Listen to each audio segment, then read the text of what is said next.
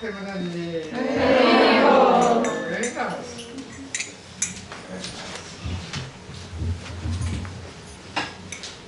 This must melt the mother's heart. Yes. Any mothers. Any mothers. Yes, very nice. Also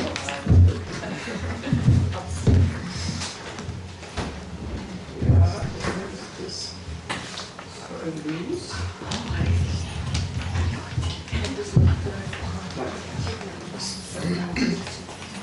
Yes.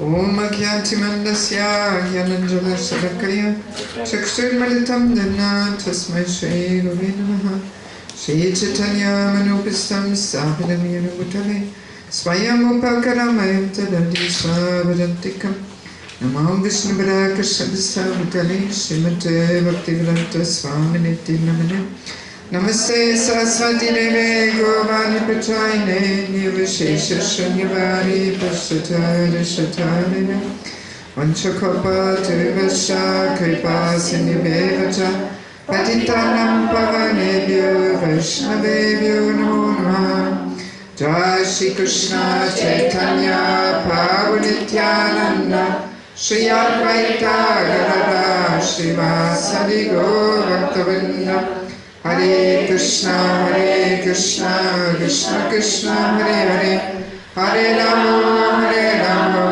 Rama, Hare Hare. Okay, so welcome everyone to our last day, and it's going to be a very busy day. So many nice topics we have still ahead of us. Almost too important to put all in one day, you know.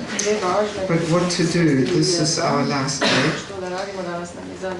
So let us immediately start with our role play.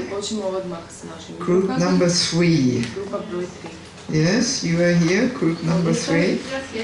Yes. Okay, good. So I will leave the stage here for you. I will come to the audience.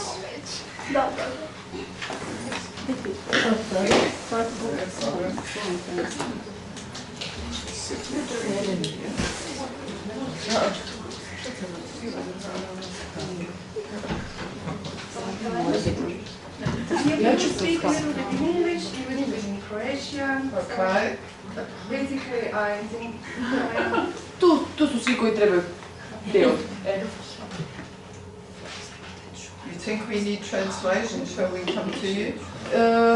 For Croatian.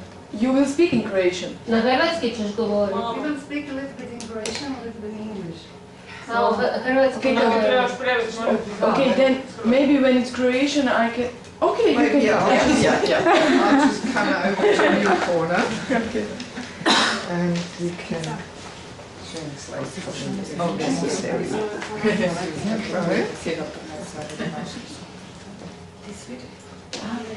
Hare Krishna Mataji, Hare Krishna Mataji.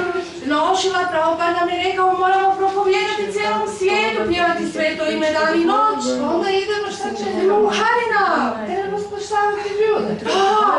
Hare Krishna, Hare Krishna, Krishna Krishna, Hare Hare, Hare Rama.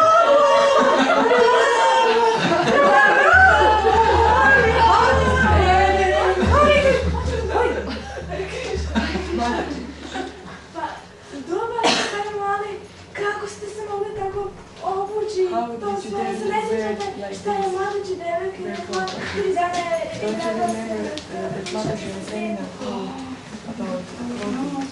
Šta ona rekla Mataji Devaki? Šta je rekla? Nisam bila vremena, propiste, šta je tam tamo? Nismo zapoznati, šta je tamo? You are the Westerners, we have a Zaboravim. We forgot. Hare Krishna, dear Mataji. Oh, Devaki Mataji, Hare Krishna.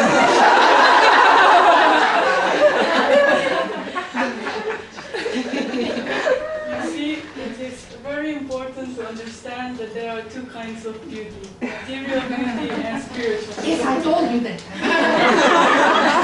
And spiritual beauty means that all body parts should be covered. Even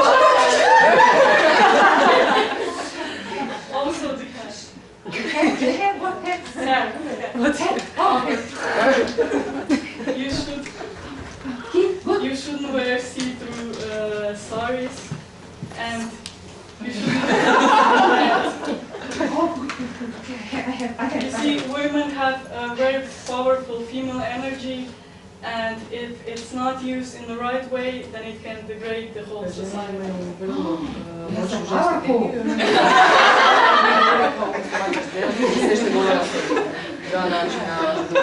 I am sorry.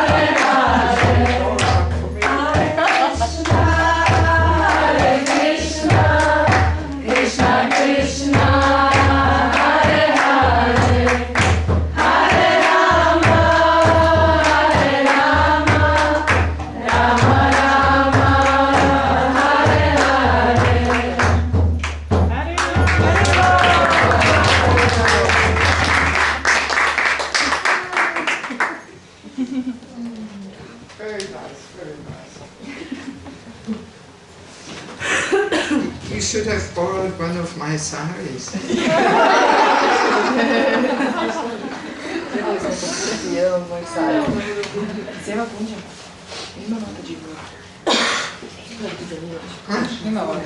have one? Yes, my glass here, the bottle there. It's all okay.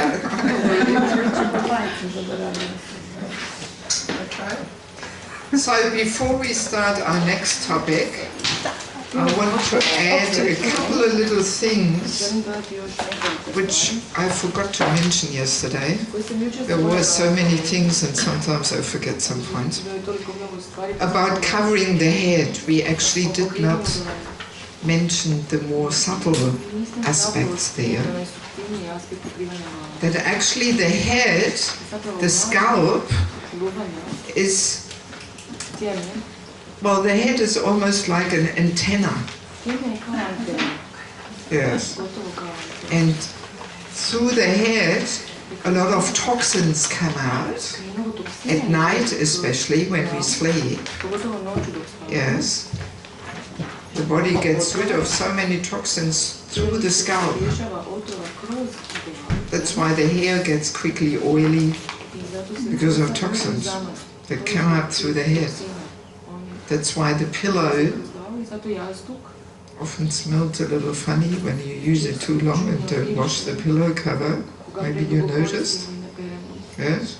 So it's simply toxins coming out through the head. You see? So toxins go out and so many energies go in actually, you know.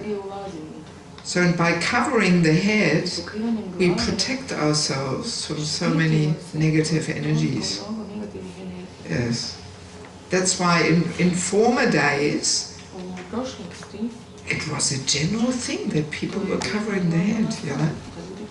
I remember 50 years ago in the German village where I grew up, everybody was covering their heads. The men and the women. You know, the women had their Kopftuch on, how do you say, you know.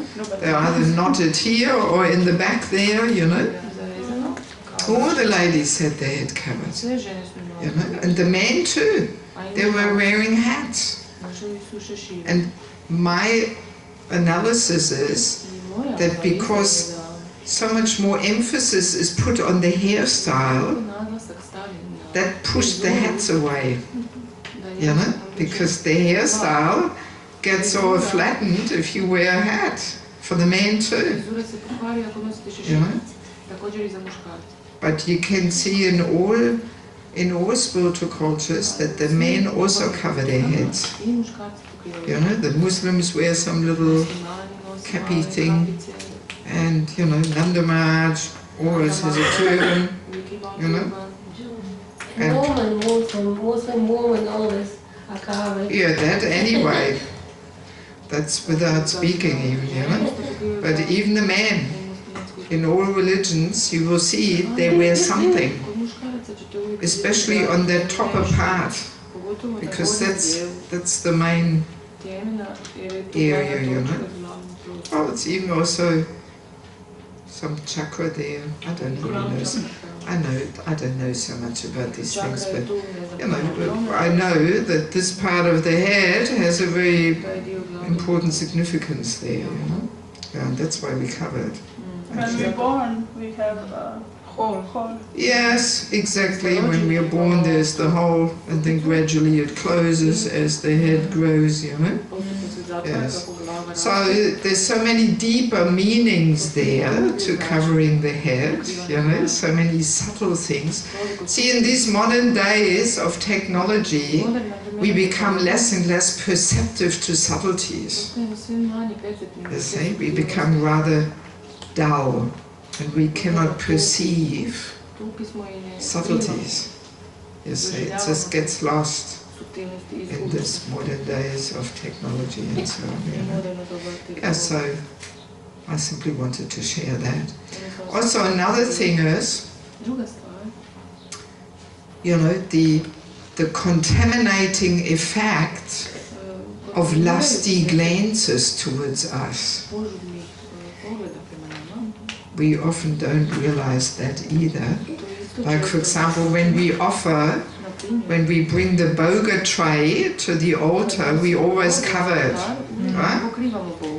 So that nobody can look at it with lusty glances, because these looks, it contaminates the offering. You cannot offer it anymore. Even when a dog looks at your food, strictly speaking, you should not really eat it anymore, actually. You know, because his lusty glances, thinking, oh, this looks so nice, I want to eat this, you know, contaminates. That's why we usually say devotees should not eat in public, surrounded by non-devotees, because if they look at your food, your prasadam, and they're lusting over it, you can get sick, actually. Yes, because this is the power of consciousness. Consciousness is a very powerful energy emanating from every person's body. You see? So, and lusty consciousness, lusty glances, they have an effect on the item where they're going to. You see? Every item carries a certain energy. So when a person is lusting over our food, it goes into the food and has a contaminating effect. So once we understand all that, we can maybe imagine what kind of effect it has when we constantly attract lusty glances upon us. Right? Yes, it's very contaminating, my God. No wonder that people are these days so disturbed and their mind is so out of control and so many diseases and frustrations and. So, you imagine a woman simply, getting her so-called satisfaction from attracting lusty glances upon herself. This is a very contaminating and disturbing effect. Yes, so no wonder people are unhappy and disturbed and so on. Yes. So often we don't realize this subtle effects like that. Okay. Any other little additional comments to this? Anybody wants to share something? Yes? Sorry. Even prasadam can be contaminated because we read that prasadam is pure, and even if it falls on the ground and even if Well, of course, in the ultimate issue it is pure, but we are not so pure, It's the same thing like Radha Kund water. Of course, it is pure, but when you drink it, a good chance you come home with a lot of parasites in your body, I know a few people who misunderstood this, transcendental nature of Radhakund water and Yamuna water, and they were drinking from all kinds of holy waters, and they almost left their bodies because they were completely sick with so many parasites. So our body is not so transcendental, you see. That's the problem. So if prasadam is, touched by a dog or something, I wouldn't recommend to eat it. Even though in the ultimate sense it is still prasadam. But we have to be a little intelligent. Can I ask a practical question? Because yes. Many of us among us work outside yes. and work with karmis. And yes. I thought it is a good thing because karmis in my school, I work in school, in the school office, they are very attracted to prasadam, they are always lusty to my prasadam, and I thought it is very good. But now... Well, only if you distribute some. Yeah. Yes, I mean, I always make if you distribute prasadam, then maybe they're not looking at your prasadam with lusty glances because they have something on their plate already, so then it is something different, But if they don't have anything to eat or something like in trains or something, you should not eat with non-devotees looking at your food, your prasadam. Yes. Okay. But if you distribute, different thing. That already makes the mind peaceful, and not anxious to see, what has she got on her plate there, Yes. If we don't have devoted clothes and we cover our heads, what do you suggest we use? Whatever you like. I'm not here to spoon feed you with solutions. I'm only giving the principles. And I don't know what is practical. You work it out. It's an individual thing. For one person, this might be good. For another person, that might be good. As you like. You work it out. Really. Otherwise, Devaki Mataji said we should wear this and this and this. No, forget it. You work it out. Okay? According to taste and time, place and circumstance and whatever. What, yes? Jedne godine je Mataji Amrita bila kod nas u kući, Mataji Amrita iz Indije, supruga od Kratu Prabha, od Guru Maharaja. I pitali smo je zašto u Indiji prekrivaju glavu žene iz istog razloga, da li postoji? Once there was Mataji Amrita Kelly, spouse from Kratu Prabhu, from Kratu Prabhu wife. Prabhu's wife was as a guest at her place, and they asked her, why do you cover your head in India? They asked her. Yeah. She's Indian. She's Indian. Prabhupada disciple. She asked her. She asked her, or she asked her? We asked. Okay, yes. So you asked her. Okay, it sounded like she asked you. That's why I thought I was there. Zašto prekriva glavu? I ona je zapravo rekla da su oni oduvijek, još kao mali, baš ovo što je Mataji Devaki govorila, zapravo i dečkići i curice prekrivali glavu kada uđu stariji u kuću iz poštovanja. And she answered that from all times, from young age, they covered their head, even boys and girls, when the senior person comes into the room. Out of respect. Out of respect. That was her answer. Da zapravo to je jedan od razloga zašto prekrivaju glavu iz poštovanja prema starijim osobama. She said that one of the reasons of covering head is this respect to isto tako i prema mužu, to the husband and so on.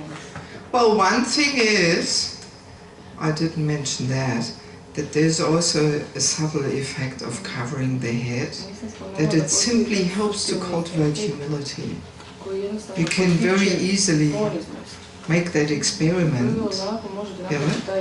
If you don't cover your head for a while and then you cover your head, you will feel, if you're a little perceptive, you will feel that it makes a difference, very subtle.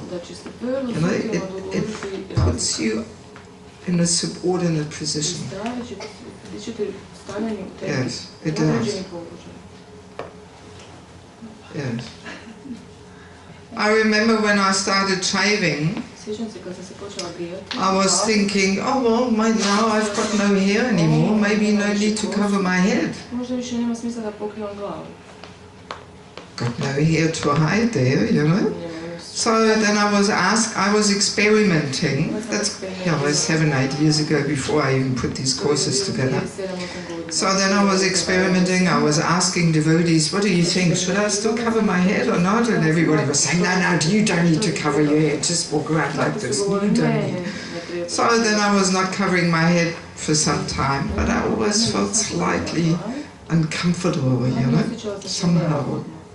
So and then I was in Bangladesh and I was thinking, let me ask the devotees here, you know, even how the locals accept this now that I don't have any more hair, what do they say? Because in Dhaka, in the city, you don't see any shaved women there. So I asked my right-hand man and said, well, what do the people think now if I have a shaved head? He said, yeah, shaved head, no problem, as long as you cover your head. Woman should always cover her head. Okay. So let me be humble and accept. Yes. Yes. Very clear. Yeah. Yes. And then I really felt what a difference it makes. Because when you don't cover your head, there is more room for very subtle pride coming in. Yeah. And then when you cover your head, well, what to say? It has a magic effect. It does. Whether you like it or not, whether you believe it or not, you can try, you know, you can experiment, and you will see it does have an effect. And once you practice it, it becomes so internalized that you almost feel half naked if you don't cover your head. Yes, it becomes really internalized, you know? Doesn't it? Yeah. A few other little things from India. Interestingly, even in India today, it's compulsory for school teachers to wear a sari. They're not allowed to wear anything else except a sari. The women, of course, not the men. Yes. Yes, so there's still a slight, you know, understanding there that the teachers should set that example and wear a sari. And also one lady in India, she shared with me, she works in an office, and she said she noticed that whenever she wears a sari at work, the men respect her more.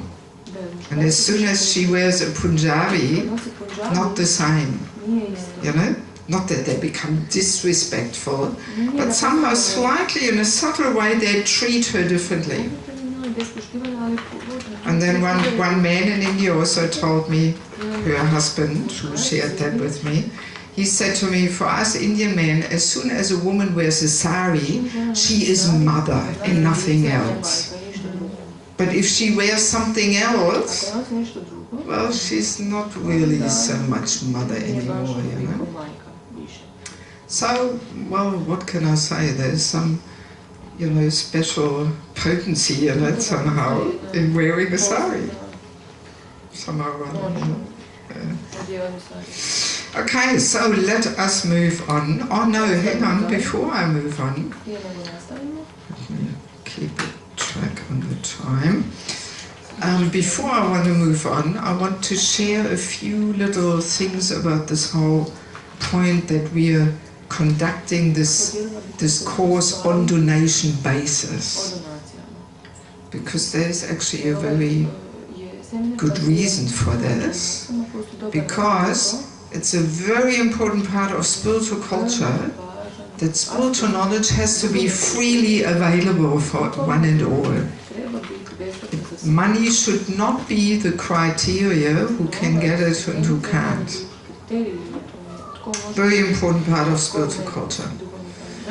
And, you know, the other part of spiritual culture is that when we receive something and we feel some gratitude, we want to reciprocate, we want to give something in return. So that's the other side of the culture, that we give a donation. So, and in that way, you know, this becomes a loving exchange, actually. You see? Everybody's trying to cultivate this mood of serving. Spiritual culture is a culture of serving, of contributing. Everybody thinks, how can I serve? How can I contribute? How can I support? How can I give something? Materialistic culture is a culture, what can I get for myself? If possible for free or with a discount. You know, that's materialistic culture. But spiritual culture is a culture of giving. Like in Chaitanya Charitamrita, you don't read about prasadam coupons and festival fees or something, because everybody simply contributes and gives. And if everybody has that mood, there's everything there in abundance, plentiful. No need to charge. No need. You see? We are so used to this business deal, you know? How much am I getting? How much do I have to pay? You know? It's sometimes funny because wherever I do anything, I always work on this principle. I never charge for anything. And sometimes it's really hard for people to accept. They say, okay, donation, but how much? You know, they can't stop calculating. So and then in their minds, okay, so much costs this, and what am I getting here? And okay, this costs so much. Okay, I'm giving that and that much. You know, it's a whole calculating business deal there. But actually, it should be a loving exchange. We should simply give from our heart. And that kind of giving is so much more purifying, because we have to go through this internal work and decision of how much money to part with. You know, because we are all attached to money, because with money we can do so many things, and we can go to this festival and that thing, and India, and so many things. So, but to voluntarily sacrifice some of the fruits of our hard work and donate them voluntarily with a happy and generous heart, that kind of giving is so much more purifying than simply paying a fixed price. You see, because with fixed price, we are not going through this internal work of voluntarily giving. And very often there's some little grudge, oh, so expensive, and actually that seminar was cheaper and that place. So this charging immediately cultivates greed and envy, actually. You see? And it destroys Vaishnava hospitality. See, because Vaishnava hospitality, very important part of our culture. Like in Bangladesh, you can stay in any temple as long as you like, and you get plenty prasadam up to the neck, and nobody will ever ask you for any money. Nobody. That's Vaishnava hospitality. Nobody will ask you for money. But then the other side of the culture is that we are meant to give. You know, and sometimes when some Western devotees come there to get a new visa for India or something, they think, oh, it's all for free, okay, great, and they don't give anything. And this is really uncultured, you know. It's simply using that Vaishnava hospitality, you see. So that's when, you know, because of this greed coming in, so that's why people gradually, oh, well, they have to charge, you know. Yes, but no, this is not part of spiritual culture. It kills Vaishnava hospitality. Then as soon as somebody arrives, they say, okay, how long are you staying? How many meals do you want to take? Okay, here's your bill, you know. What kind of reception is that of a devotee, you know, coming somewhere, you know? And in some places it's like that, at festivals or retreats or something, you know? And it's very uncultured, you know? Yeah, so that's the whole part behind it, that this Vaishnava hospitality, receiving a guest, offering some prasadam, this is such an important part of our life, you know? And if we charge, this all gets destroyed, you see. And I mean, we have places, even Mayapur festival now, they got rid of all these fees, you know, prasadam is sponsored, there's no more fees. Some 10, 15 years ago, there was fees for everything. They all got rid of this. Bhakti Sangam festival in Ukraine, maybe you heard about it. This is an amazing event. There's usually, you know, 10, 12,000 devotees there, really out of this world. Over 1,000 devotees are simply busy serving, so the whole thing goes on. 1,000 devotees, just there to serve. Yes. And it's all on donation basis. In Croatia we have Lika camp. Yes. You heard? Yes. She's hosting it. Yeah, but Ukraine, they have to rent a whole big thing. There's about 25, 30 preachers and kirtaniers. They put them up in a 5-star hotel, all for free. So there's huge expenses. Huge. Already the tent for 12,000 people to have the evening kirtan is enormous. It costs a fortune. All this is covered on donation basis. 12,000 visiting devotees come there. Not 200, but 12,000. Can you imagine cooking prasadam for 12,000 people? Yeah, and it's excellent prasadam. When Rana Swami was there 2 years ago, he took prasadam with the devotees. He said, this prasadam is excellent, I'd rather go here. Yeah? And it was so well organized, you don't have to queue up or nothing, it's all service mood, you know. Yeah. So, and that whole thing is just on donation basis. Yeah. So that's Vaikuntha atmosphere. You know? Anyway, so, just to give you a little bit of background information why we are doing it like this. So, if you want to give something and contribute something, you can give this either to me or to Guru Chandranana Mataji, or you can put it in the box.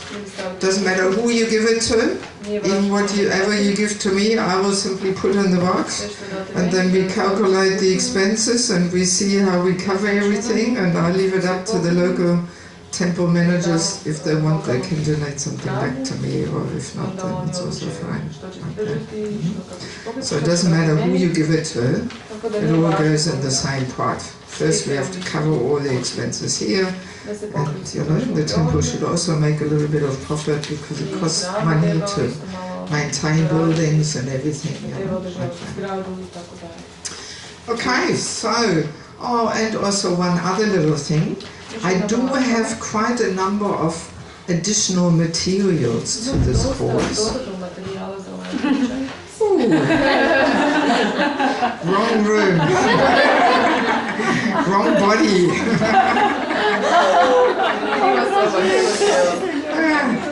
Yes, I do have.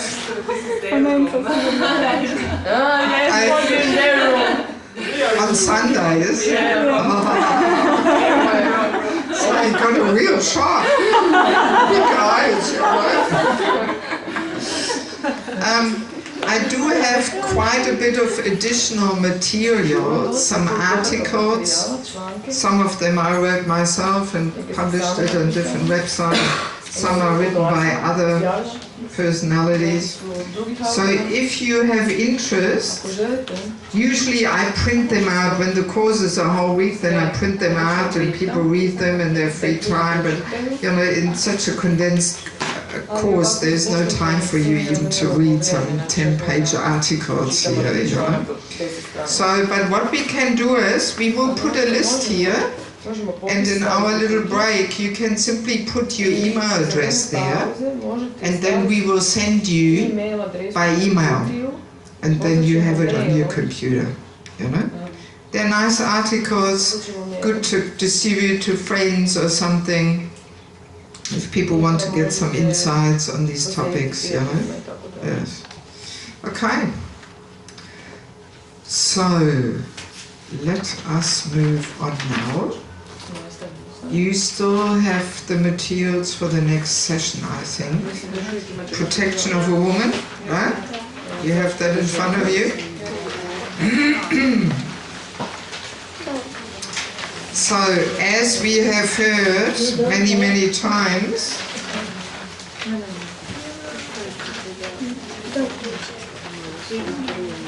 as we have heard many times, a woman should always be protected, right?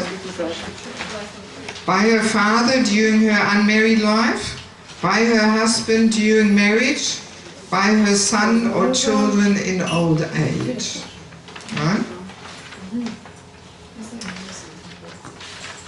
This makes also more sense now after we have discussed yesterday, you know, that the woman's position of being the auspicious source of energy and inspiration, and how actually whole humanity depends on woman's consciousness. So naturally, and we will find this in all spiritual cultures, that women, you know, where this knowledge is still there, where it is understood what an important position the women have, very naturally, you know, it's there that women have to be protected, because also they're easily taken advantage of, mainly because of their emotional nature. That emotional nature brings along that very easily, you know, they are taken advantage of. So therefore, this protection of a woman is almost, in spiritual culture, it's almost like the highest principle. I will share in a minute some little situations which I experienced in Bangladesh, where I realized, wow, yes, this protection of a woman is really the topmost important principle in spiritual culture. Yeah. Let us read here Bhagavatam 6:1842. We still have English here. Yeah. Yes. Yeah. Take it. Take some over. Do you have more English? Yes. There's a whole lot. Yeah. So, women are self-interested by nature. We were talking about this already yesterday, why this is part of the female nature, to be self-interested, so that she collects the necessary paraphernalia to take care of the family. So women are self-interested by nature, and therefore they should be protected by all means, so that their natural inclination to be too self-interested will not be manifest. Right? So that is actually interesting how Prabhupada puts it, you know. So the protection is also in that sense that she is protected from becoming too selfish. Right? And I was mentioning that yesterday, when women don't use that natural self-interest by caring for a family and serving, then very easily they become too self-centered. Right? So in that way, by a woman being always subordinate to a man, she is protected from that tendency of becoming self-centered. Yes. A woman should not be given independence at any stage. Women must be cared for so that they will not be free to manifest their natural tendency for gross selfishness. And then Prabhupada's sense of humor. This is not a criticism of women, but a practical study of their nature. Very funny, for me anyway, because Prabhupada knows exactly what's going on in the modern people's minds, that they think, oh, how can you talk like this about women? He is criticizing. No, it's not a criticism. It's just a practical study of their nature. Yes. 9932. Independence for a woman means miserable life. Of course, not for you, as we heard yesterday. I enjoy. You enjoy? Good. In this age, so many girls are unmarried and falsely imagine themselves free, but their life is miserable. Wow. Maybe for karmis. For karmis, maybe. Anyway, I don't want to doubt Prabhupada's statements here. I firmly believe in Prabhupada's statements. No need to work out, what exceptions there are or something. But no, because it is simply not actually woman's nature. That's the thing. Of course, if women are very selfish, then they will not be happy in any association with others, because as soon as you're selfish, you will suffer in your relationships. Because as soon as there's more than one person there, if there's somebody else there, if you're self-centered, you will constantly, be in confrontation. So then people might think, oh, I'm more happy by myself, just so I can manifest my selfishness, and I don't have to consider anybody else's desires and needs and all that, but actually, I don't think that's happiness, We are all different. Okay, so let's read the next paragraph. Similarly, a welcome offered by unmarried girls who are internally and externally clean and are dressed in nice garments and ornaments is also auspicious. Kumari, or unmarried girls, untouched by the hand of any member of the opposite sex, are auspicious members of society. Even today, in Hindu society, the most conservative families do not allow girls to go out freely or mix with boys. They are very carefully protected by their parents while unmarried. After marriage, they are protected by their young husbands. And when elderly, they are protected by their children. When thus protected, women as a class remain an always auspicious source of energy to men. So there we have the whole paragraph of what we were reading yesterday, just the last sentence. So basically the principle is, when women are internally and externally clean, meaning pure-hearted, and they are protected, then they become an auspicious source of energy. If they're not protected, they can easily become the source of trouble and inauspiciousness. So their protection, very, very important that it is there. Also Prabhupada once, in one class he was saying, thus women, like children, shouldn't be given freedom. It is not good for them. Because of their simple nature, they can easily be trained in goodness or misled to degradation. So, this is all different points here around this topic of protection. So basically what is happening usually, when we hear these topics with more mundane consciousness, we hear, oh, protection, we misunderstand protection to be suppression and abuse and whatever, you know, or just locked up and not allowed to leave the house or something. So no, this is just the mundane concept of it. You see? No, protection is, the meaning of protection is we protect something very, very valuable. We protect, you know, some diamond, some jewel from a thief.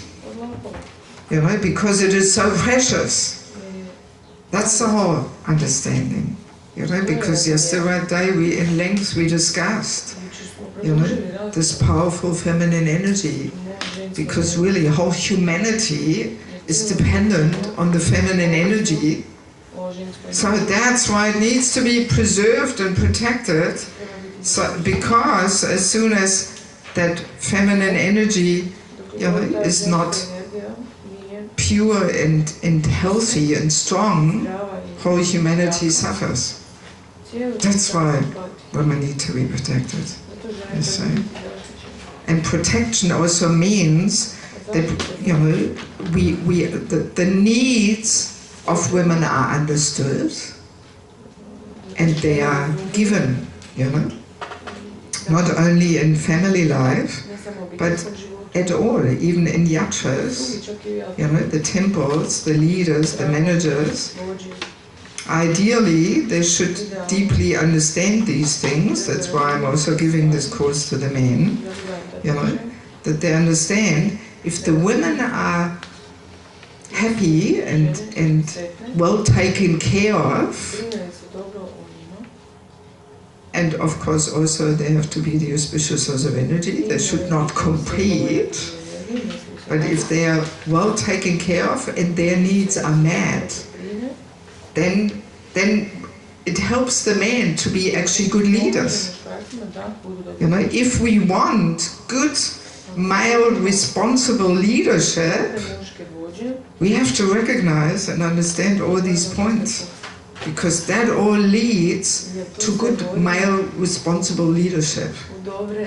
If the women are cared for and if they are trained to be the auspicious source of energy, then we get good male leadership. And then Lord Chaitanya's Sankirtan movement has some hope here, you know. Yes. And of course, you know, the feminine beautiful qualities, they can only really manifest and blossom when a woman is protected. Very clear, right? If a woman, you know, let's say a single mother with 5 children, my God, she can't even allow herself to be feminine. You know, she has to battle her life, her way through life and fight for her rights. You know, she can't be feminine. She can't. She has to fight. Huh? So that's why we lose all the beautiful feminine qualities, you know, if the women are not protected. We can very nicely compare it to a rose, right?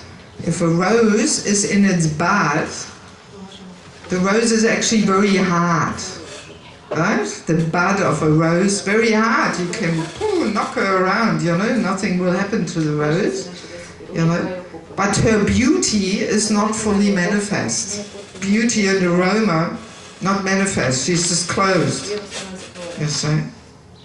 So, and when we want the rose to open, she becomes vulnerable, you know. The more she blossoms, only some rough person has to walk past and touch her and boom, all the petals are falling. That's the end of the beauty of the rose, you know. So she needs to be protected. That's why she's got also thorns, right? So, and same thing is there with the feminine qualities, you know. If a woman has to, she's not protected and she has to fight her way through life,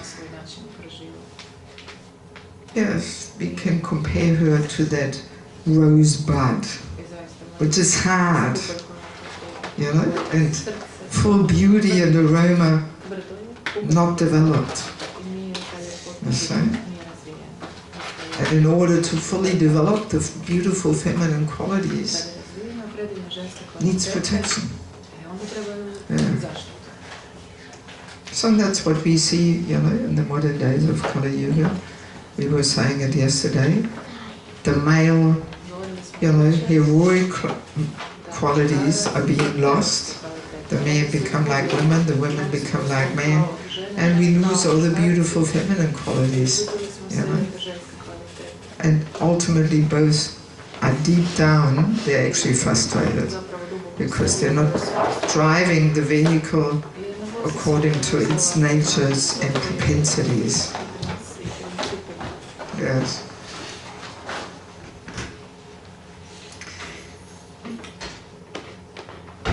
Also, just to make sure that this whole protection of women takes place, again, Krishna has arranged this amazing system that it's really built into any man's nature that he wants to protect a woman. He wants. It's built in. It's almost his, you know, highest heroic mission in life, actually, to protect a woman. Yes, that gives him some self-esteem and, yeah, he wants to be the hero, you know, for the woman. I mean, we know it all from, you know, cheap movies, you know, where the poor woman is somewhere strangled in the jungle and then he comes riding on the horse and lifts her on and saves her, and, you know, all these kind of things, you know. So it's built into the male nature. It doesn't matter where you go on the planet. As soon as a spirit soul gets a male body, it's part of it. It's built in. Just to make sure that the woman is protected. I know this very well. I used to, you know, travel on collecting for Bangladesh, for the holy places. I was going in a big sprinter, in a big van. I was living in the back of it and going, you know, to remote places north of Norway, north of the polar circle, all that. And so many times I was somewhere stranded, had some problem with my car, with a motor or flat tire or something. So I was always, you know, knocking on some truck driver's cabin there and asking, oh, please, can you help me, you know? Of course I can do this, with pleasure, you know? And he was there sometimes, you know, the whole Saturday morning for 4 hours busy trying to get me back on the road, you know? And they were always doing this with, yeah, with great pleasure. I could feel it. Yes. It's built into the male nature, you know, that he feels great satisfaction to actually save a poor stranded woman there and get her back on the road. Even when I travel in Germany on trains, you know, because I live out of a suitcase, usually my suitcase 20 kilos, then 10 kilos hand luggage, computer bag. I never lift my own luggage into the train, never. I always look for a young fellow and I ask him, can you be so kind to help me? You know, I cannot carry this on. Yes, of course, with pleasure, you know. And then I thank him, oh, thank you so much, very kind of you. No problem. And he can say, he feels honored. Yes, because it's built in. Once, last time when I was traveling on the train in Germany and I was asking a young man, and then a lady, a woman heard this, and she grabbed my suitcase and lifted it herself, you know, just trying to show, what is this? She's asking a man, we women can do it, you know. It was so funny, you know. But I could see the man's face. He was almost disappointed. Yes, yes, yes, yes. That's the psychology.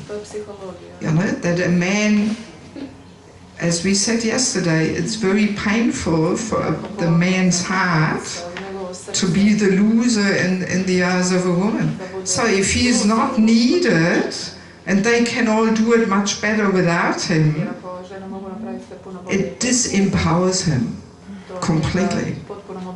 It disempowers him. Yes. I want to share a couple of little situations I had in Bangladesh, which gave me a little bit more insights into this important principle of women's protection. Like some years ago, this is quite a while ago, maybe 10 years already or something, I was very sick. I had typhoid fever and I had to go to hospital because I was so dehydrated. And then 2 days later I was scheduled to fly to Moscow, and I really had to get back on my feet really quick. So I asked the devotees, please take me to the hospital. I will not get better like this, because I could not even drink a single drop of water or something. Everything just immediately came out, and I had high fever. I couldn't even stand up anymore, you know, so weak I was. So they took me to the hospital, and during the day there was devotees coming, going, being with me there. And then the evening came, and one senior brahmachari was sitting there in my room and not going home. He was the temple president of that yatra. And I was wondering, what's he doing? Why is he not going home? So I said to him, Peru, it's getting late. It's 8 o'clock, 9 o'clock, 10 o'clock. Why don't you go home? And he was kind of umming and ahhing, how we say in Australia. So he was kind of saying, well, you know, somehow here the doctors, they think that I should stay here. And in my room there was 2 beds, but my bed didn't have a bell to ring for the nurse. It was on the other bed. So I said to him, actually no need for you to stay, all I need is a bell so I can ring for the nurse. So, but you know, he didn't really want to accept, and you know, so, and then later I asked him again, you know, and then he just said, well, you know, but still the doctors feel that I should stay here in your room, in the other bed. And I said, oh, well, you know, if this is what the doctors say, I don't mind, you know, I'm too sick to even worry about it. And then he said, well, but I'm snoring at night, so maybe this disturbs you. I said, I don't even worry about that. I was really sick, you know, I really was sick. So he stayed overnight in that second bed in my room. Brahmachari. Yes. So, and then 2 days later they, you know, discharged me from the hospital, and because it was a little early I had to sign some document that they let me out on my own responsibility because I wanted to catch this flight back to Moscow. So, and then on my document I had to sign, his name was on the top. And I asked him, well, what's your name doing on my papers here? And then he said, well, you know, Mataji, in our country, if a woman comes to the hospital, the first question is, who is her guardian? And then I understood, oh, you know, that's why he stayed with me overnight. Yes, and I was really impressed. I thought, wow, isn't that amazing? That's what it means, women's protection. It's the very highest, most important principle, higher than the brahmachari principle, is women's protection. Yes. In spiritual culture, of course, I'm not establishing some rules here, you know, that whenever a woman is sick, a brahmachari should stay in her room or something. No, no, no. No, this just shows how far we are off Krishna's system. That's the point. That's why I'm sharing this. You know, just to give you some little insights what things are like in spiritual culture, what it actually means, women's protection. And I had another similar experience. I was taking once four young fellows from Ukraine around Bangladesh to different places, and we were visiting Madhavendra Puri's Bhajan Kutir. Very special place, you know, Madhavendra Puri, 2 generations before Mahaprabhu. The very original Bhajan Kutir is there, but it's completely in the jungle. You can't get there by road. There's no road going there. So, and we had to go on the back of a motorbike on some little path through the rice fields, you know. So, and well, I was the only woman there in the company, and I was thinking, okay, let's see how I will get there, you know. I was a little worried, thinking, oh, maybe they leave me behind or something and say, oh, sorry, Mataji, you can't come or something. So I didn't ask, I just thought, all right, let them work it out. And because I can understand a little bit of Bengali, I could hear the whole discussion they had, you know. Because the situation was, the nearest ISKCON temple had only one motorbike, and we were about 8 or 10 people, so it was very obvious we wouldn't fit on one motorbike, even with Bengali system, you know. Not possible. So they had to rent 2 or 3 more motorbikes, including the driver, you know, like you rent a rickshaw or something, you rent a motorbike. So, and then they had a whole discussion, so who's going to take Mataji to this Bhajan Kutir? And then one person said, well, obviously she has to go on the temple motorbike. She can't go on the hired motorbikes with a stranger as your driver. No, it had to be the temple motorbike. So, and then next discussion was, so who's going to take her? Who's going to, you know, be that person who gets that responsibility to take Mataji to Bandhavendra-Puri's Bhajan Kutir? It was a whole discussion, you know. And then one boy was appointed, all right, you are the best driver and you are most senior and responsible, so you take her, you know. Yes. So, and then he took me there. And I could see, that's when I realized, I could see this boy was, it was his day of his life, you know, having this honor to take me there on the motorbike. Yes, yes, I could see. And then I realized, yes, this is so built into the male nature that he wants to give that protection. And this is such a high honor, actually, that if a man would misuse that to do something else there along the way, you know, if he would use that situation for his sense gratification, such a person would be finished. His whole reputation would be completely finished. He would have to leave Bangladesh. He would not be able to live and practice Krishna consciousness in Bangladesh anymore. That's the culture. That's what a high, you know, principle it is, to protect a woman. So if a man misuses that, he's finished. He would not be able to respect himself anymore, and he would completely ruin his position. That's the culture. So, and that way, you know, we can understand it. This protecting the woman does not only protect the woman, but it protects the man too. His energy is channeled in an uplifting and productive way, right? It protects him from using, abusing, misusing a woman. Yes, because it is such a high honor for him.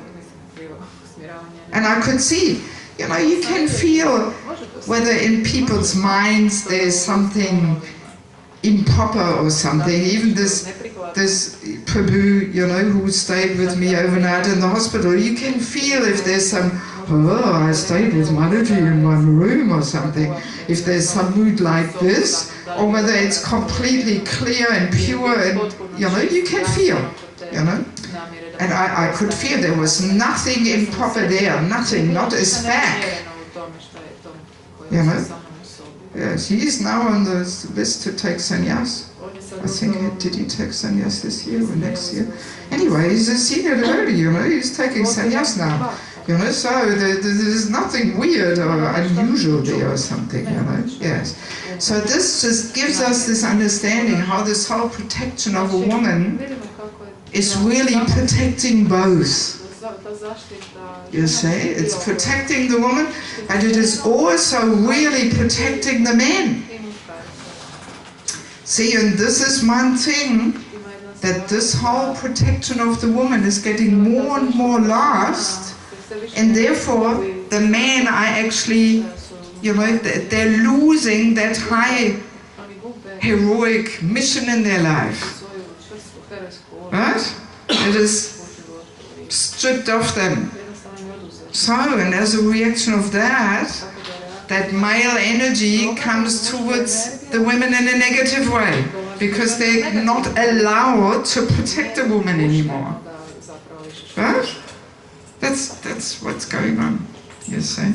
So, that's why, you know, it is not surprising that violence and abuse towards women is increasing, because it is a global reaction for not having Krishna's system in place anymore.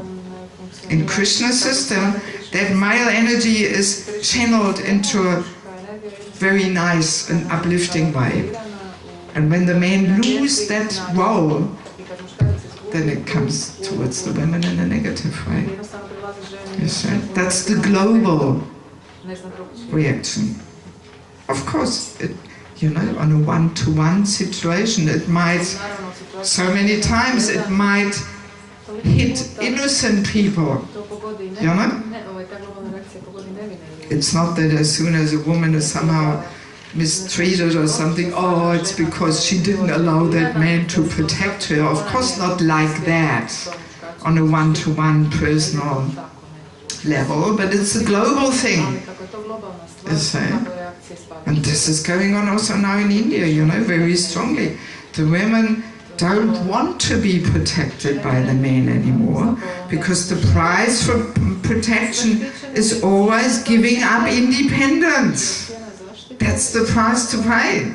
You can't be independent and also be protected. Sorry, it doesn't work like that. You know, the price for receiving protection is that we give up independence. That's towards Krishna like that. It's towards Guru like that. You know, you can see it in all levels. You see? That's why Krishna says, as you surrender unto me, I reward you accordingly. You know, so as we surrender to Krishna, we receive protection. So, same thing is also going on that level. You know.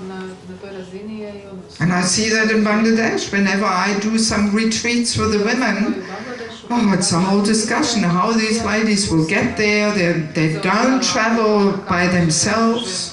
They don't. That's the culture. They don't travel by themselves. Definitely not overnight. It's a whole big thing, you know. Even if we order bus, still a whole bunch of women can't go on the bus by themselves. There has to be at least 2 grihasta men there to protect them. You know? Yes, it's a whole thing. So this is the price to pay to receive protection. You see? But Prabhupada says it again and again, you know, in the modern days, in the Western countries, the women imagine themselves falsely independent, they want to be free, equal freedom, and. So, well, then we don't have the protection anymore.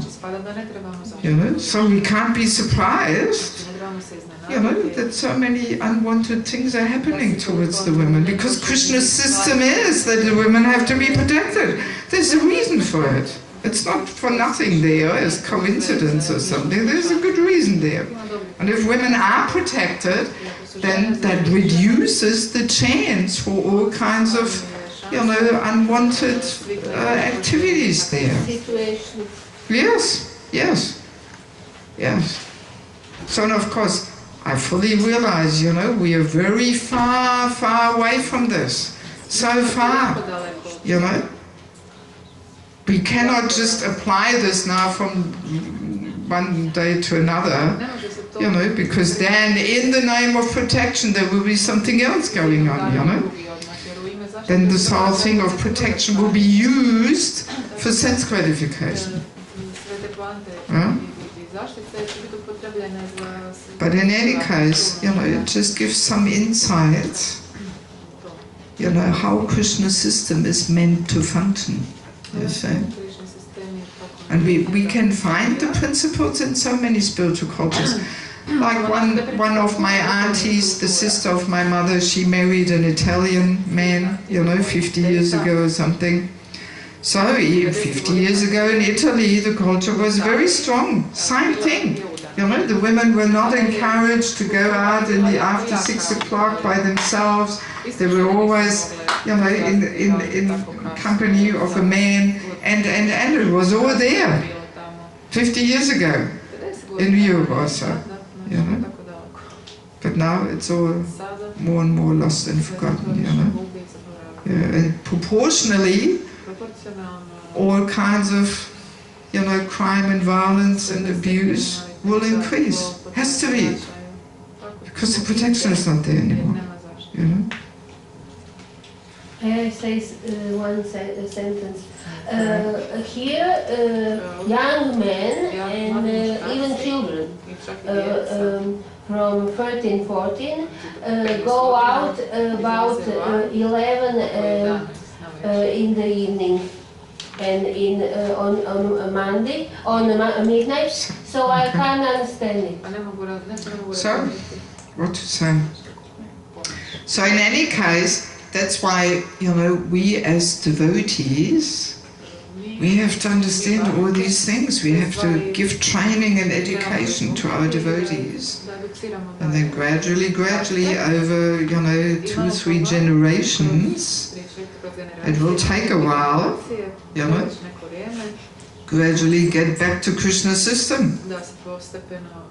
And then we can really demonstrate to the world how human life is meant to be lived in harmony and stability, where the women are true women, they have beautiful feminine qualities, they play their roles, they're the auspicious source of energy to the man, and the men are, you know, responsible and dutiful men, they protect, they provide, they take charge, you know, and wow, you can imagine yatras, you know, I can imagine it, how beautiful, you know, and attractive our yatras can become when we can really show this, you know.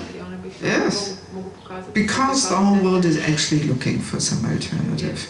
You know, people are looking for it, and we've got the solutions. You know, we just have to first, you know, apply it in our own lives and completely install a different program here. You know, because we are all so conditioned by all this materialistic propaganda, you know?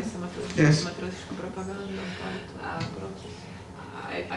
I really appreciate everything you say, but I'm just a person that I always ask other kind of, well, I have thought, I think deeply about everything, I must admit, but superficially I ask, like, confronting you. No, it's not confronting, but as you're thinking about the culture, even in the West, like 50 years ago, it was different, and women, they behave differently. And I have 2 grandmothers, they're over 90 years old, and they're from that culture. And actually, one grandmother, she passed away. And I really respect her as I haven't seen the most humble person, even among the devotees. She's really according to the standard of all that you said. But she was mistreated. It's not that she was protected, and she was not the only one. So it's not that, what I see, it's not that women were protected and that therefore they were saved. You know, it's just we discussed all this yesterday morning when you were not here.